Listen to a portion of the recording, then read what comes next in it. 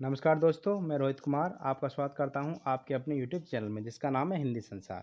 तो आज हम लेकर आए हैं महत्वपूर्ण 15 प्रश्न संस्कृत भाषा के, जो किसी भी संस्कृत भाषा का जो परीक्षा होती है, चाहे यूपी टेट हो, चाहे सी टेट हो, चाहे और भी स्टेट की परीक्षा हो क्यों ना हो, उसमें ये प्रश्न लगने के बहुत ज़्यादा चांसेस रहते हैं। अगर आपको हमारी यह PDF चाहिए तो आप हमारे टेलीग्राम ग्रुप को ज्वाइन कीजिएगा, जिसका लिंक डिस्क्रिप्शन में दिया गया है। आप वहाँ जाकर ग्रुप ज्वाइन कर सकते हैं और हमारी PDF प्राप्त कर सकते हैं। तो चलिए आज शुरू करते हैं। पहला प्रश्न, वाक्यम रसात्मकम काव्यम कथन है। यह कथन किसका है आपको बताना है। आचार्य मम्मट, आनंदवर्धनाचार्य, आचार्य विश्वनाथ या कालिदास। तो आपको बताना है कि यह कथन किसका है। तो आशा करते हैं आपने उत्तर लगा लिया होगा। तो यह कथन है आचार्य विश्वनाथ का। तो आचार्य विश्वनाथ ने साहित्य दर्पण लिखा है। साहित्य दर्पण, तो साहित्य दर्पण में यह बात बताई गई है, रसात्मक वाक्य ही काव्य है। इसकी है हिंदी हुई। चलिए नेक्स्ट चलते हैं आगे।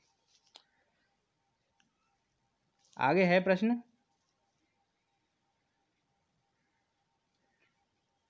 है, पंडित जगन्नाथ ने काव्य की परिभाषा दी है। तो आपको बताना है कि पंडित जगन्नाथ ने काव्य की कौन सी परिभाषा दी है। वाक्यम रसात्मकम काव्यम, रमणीयार्थम प्रतिपादक शब्द काव्यम, शब्दार्थो सहितम काव्यम या ननु शब्दार्थ काव्यम। तो आपको बताना है कि पंडित जगन्नाथ ने निम्नलिखित में से कौन सी परिभाषा दी है। तो आशा करते हैं आपने उत्तर लगा लिया होगा। जो रमणीयार्थम प्रतिपादकम शब्द काव्यम, ये हमारी पंडित जगन्नाथ की ने काव्य की परिभाषा दी है। तो ये तो आपको पता चल ही गया है। जो वाक्यम रसात्मकम काव्यम जो परिभाषा है वो हमारे आचार्य विश्वनाथ की है। विश्वनाथ और शब्दार्थों सहित काव्यम, यह आचार्य भामह की और यह हमारी रुद्रट की, आचार्य रुद्रट की। तो चलिए नेक्स्ट प्रश्न की ओर चलते हैं। नेक्स्ट है दूत वाक्यम कृति है। तो आपको बताना है कि दूत वाक्यम किसकी है। भास, भभूति, भारवी या कालिदास। तो आपको बताना है कि दूत वाक्यम कीर्ति किसकी है। तो आशा करते हैं आपने उत्तर लगा लिया होगा। जो दूत वाक्यम कीर्ति है वो है आचार्य भास की। आचार्य भास ने 13 नाटक लिखे हैं और यह भी एक नाटक ही है। यह भी एक नाटक है, तो उसमें से ही यह एक नाटक लिया गया है। तो चलते हैं नेक्स्ट प्रश्न की ओर। नेक्स्ट है उमेश शब्द में किस सूत्र के अनुसार संधि की गई है। इकोयणची, आदगुण, खरिचय या तोरली। तो आपको बताना है कि उमेश शब्द में किस सूत्र से संधि की गई है। तो आशा करते हैं आपने उत्तर लगा लिया होगा। जो आदगुण है यानी गुण संधि के अनुसार उमेश की शब्द की संधि विच्छेद की गई है, गुण संधि है यहाँ। तो चलिए नेक्स्ट चलते हैं। नेक्स्ट प्रश्न है, नेक्स्ट है पंचविंशति शब्द का हिंदी अर्थ होगा। तो आपको बताना है पंचविंशति जो गिनती है उसकी क्या हिंदी होगी। 15, 25, 35 या 50। तो आपको बताना है कि पंचविंशति शब्द का क्या हिंदी होगी। तो मैंने आपको पहले भी बताया है कि कभी भी आपको परीक्षा में हिंदी गिनती पूछी जाती है तो गिनती को आप हमेशा पीछे से पढ़िएगा और उनको ऐड करिएगा, चाहे सब्ट्रैक्ट कीजिएगा, चाहे जोड़िएगा, चाहे घटाइएगा। तो इसको देखते हैं। विंशति 20 को बोलते हैं, पंच 5 को बोलते हैं, 20 और 5 25। तो ये हो गया हमारे 25। तो जो इसका सही विकल्प है ऑप्शन नंबर बी 25। 15 को बोलते हैं पंचदश, 35 को बोलते हैं पंचत्रिशत और 50 को बोलते हैं पंचाशत। आगे चलते हैं नेक्स्ट प्रश्न की ओर। नेक्स्ट प्रश्न है भोक्तुम में प्रयुक्त प्रकृति एवं प्रत्यय है। तो आपको बताना है कि भुक्तुम में क्या प्रकृति प्रत्यय है। भुज प्लस तुमुन, भुक प्लस तुमुन, भोज प्लस तुमुन, भुज प्लस कत्वा। तो आपको बताना है कि भुक्तुम में कौन सी प्रकृति प्रत्यय है। तो आशा करते हैं आपने उत्तर लगा लिया होगा। जो इसका सही विकल्प है वो है ऑप्शन नंबर 1, भुज प्लस तुमुन। चलिए नेक्स्ट चलते हैं नेक्स्ट प्रश्न की ओर। नेक्स्ट प्रश्न है, हितोपदेश में संधि है। तो आपको बताना है कि हितोपदेश में कौन सी संधि है। दीर्घ संधि, गुण संधि, वृद्धि संधि या यण संधि। तो आपको बताना है कि हितोपदेश में कौन सी संधि है। तो आशा करते हैं आपने उत्तर लगा लिया होगा। जो हितोपदेश में जो संधि है वो हमारी है गुण संधि, आद गुण। तो चलिए नेक्स्ट चलते हैं। नेक्स्ट प्रश्न है, भवभूति का संबंध है। तो आपको बताना है कि निम्नलिखित में से कौन सी भवभूति की रचना है। मालविकारग्निमित्रम, रघुवंशम, अष्टाध्यायी या उत्तर रामचरितम। तो आपको बताना है कि भवभूति की कौन सी रचना है। तो आशा करते हैं आपने उत्तर लगा लिया होगा। जो इसका सही उत्तर है, भवभूति की जो रचना है वो है उत्तर रामचरितम।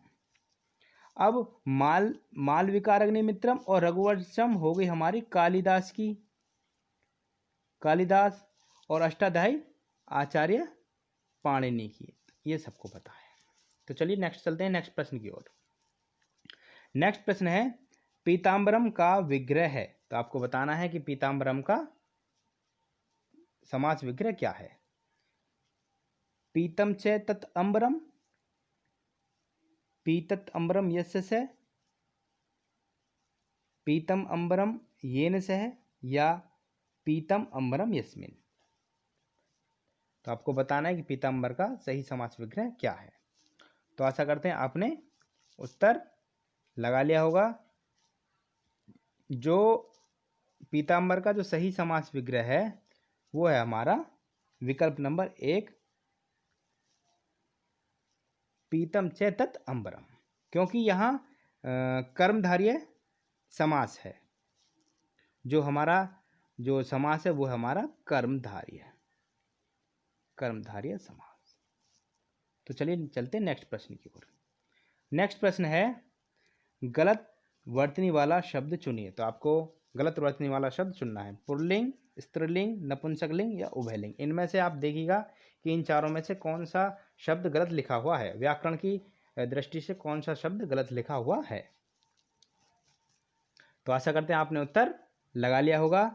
जो विकल्प नंबर 1 है पुल्लिंग, वो हमारा गलत लिखा हुआ है।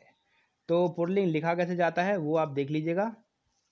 जो पुल्लिंग लिखा जाता है वो इस तरीके से लिखा जाता है। तो चलिए नेक्स्ट प्रश्न की ओर चलते हैं। तो नेक्स्ट प्रश्न है, राजपुत्र है में समास है। तो आपको बताना है कि राजपुत्र है में कौन सा समास है।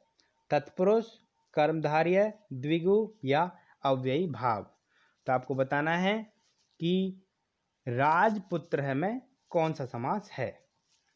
तो आशा करते हैं आपने उत्तर लगा लिया होगा। जो तत्पुरुष समास है वो हमारा राजपुत्र में समास है।